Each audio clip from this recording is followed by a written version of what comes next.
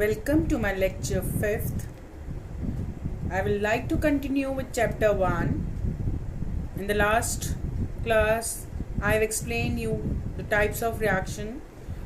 I have explained till now 4 types of reaction: combination reaction, decomposition reaction, displacement reaction, and double displacement reaction. In the last class, I explained displacement reaction and double displacement reaction. Today I am going to explain oxidation and reduction reaction. This is a 5th type of reaction. What is oxidation? Basically, oxidation is the addition of oxygen by a substance or loss of hydrogen by a substance. When you add oxygen to any substance, oxidation takes place. There are many examples: magnesium plus oxygen, magnesium oxide, Cu plus O2 gives copper oxide. Here copper is added with oxygen and it is converting into copper oxide. Oxidation has taken place. When copper is reacted with oxygen, copper oxide is formed, so oxidation reaction has taken place. The next reaction is reduction. What is reduction? Basically, reduction is the loss of oxygen. It is the opposite of oxidation. Oxidation means gain of oxygen or loss of hydrogen, but reduction is the loss of oxygen or gain of hydrogen. If any substance gain hydrogen, adds hydrogen, then reduction takes place. Here I have taken one example.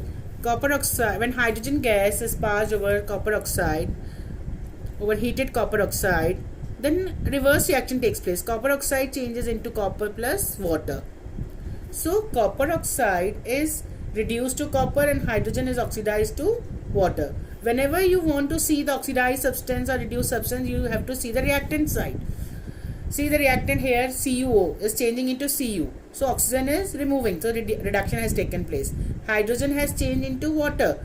So oxygen is added, so oxidation has taken place. So the reaction in which oxidation and reduction takes place is known as redox reaction. These reactions are known as redox reaction, in which one substance is oxidized and the other substance is reduced. So these types of reactions are known as oxidation and reduction reactions or redox reactions. If one substance is oxidized, simultaneously the other substance will be reduced. So these types of reactions are known as redox reactions.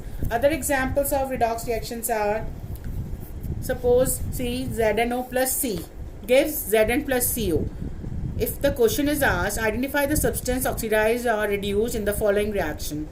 So what you will write here, you see the reactants. Reactants are ZnO plus C. So ZnO is changing into Zn. So it is being reduced. Why? Because oxygen is removed. Carbon is changed to carbon monoxide. So carbon is oxidized. If you are identifying the one substance correct, the other will be automatically correct. So to identify the oxidized or reduced substance, you should always see the reactants. And if one substance is oxidized, the other substance will be reduced. So I have written ZnO is a reduced substance, carbon is a oxidized substance. Other example, MnO2 plus 4HCl gives MnCl2 plus 2H2O plus Cl2. Again, you have to identify the substance oxidized or reduced. See here, MnO2 is being reduced to MnCl2. Why? Because oxygen is removed. HCl has changed into Cl2. Hydrogen is removed. So oxidation has taken place and MnO2 is changed to MnCl2. Reduction has taken place. So here, MnO2 is reduced substance. HCl is oxidized substance. Now, I will explain oxidation and reduction reaction with the help of activity. A very interesting activity. This is activity 1.11. I have explained 10 activities in this chapter. This is our 11th activity. For this, you have to take, the aim of this activity is to show oxidation and reduction. You take a china dish and add 1 gram of copper powder. The copper powder is shiny brown substance. The nature of copper powder is shiny brown. whenever the question is there, a shiny brown element, it means it is oxygen, it is copper. So take a china dish, add 1 gram of copper powder, heat it. What will happen? The copper powder is coated with a black copper oxide. It will turn into black color copper oxide, and the reaction will take place. 2Cu plus O2 gives 2CuO. Here the copper will be oxidized to copper oxide. And again, if hydrogen gas is passed over heated copper oxide, the reverse reaction will take place. Copper oxide will change into copper plus H2O. So in this way, by this activity, it is clear how the oxidation and reduction takes place. Nothing, you have to take a china dish, add a copper powder which is shiny brown in color, heat it.